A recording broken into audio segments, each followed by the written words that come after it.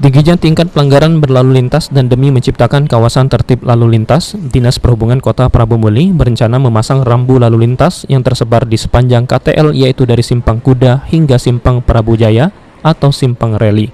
Sekretaris Daerah Prabu Muli usai rapat kesiapan pelaksanaan program kawasan tertib berlalu lintas di Polres Prabu Muli menuturkan, pemasangan sejumlah rambu-rambu sangat diperlukan dan ditujukan untuk meminimalisir terjadinya kecelakaan dan ketertiban berkendara.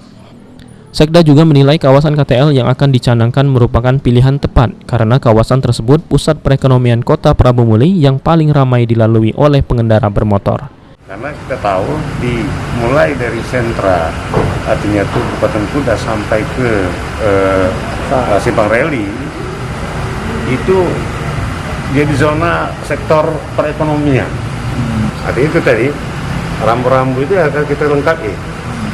Karena kan dalam rambu inilah artinya untuk memperlihatkan bahwa ini kawasan tertib lalu lintas dan ini boleh dan ini tidak boleh di jalan itu. Nanti kan tentunya dilarang parkir, dilarang stop. Ini ada tempat-tempat yang lain. Selain memasang rambu-rambu, Satlantas Polres Prabu Muli akan memberikan sanksi tegas kepada pelanggar yang tidak mematuhi peraturan lalu lintas, bukan hanya di KTL namun di setiap titik rawan pelanggaran. Beni Firdaus, PAL TV.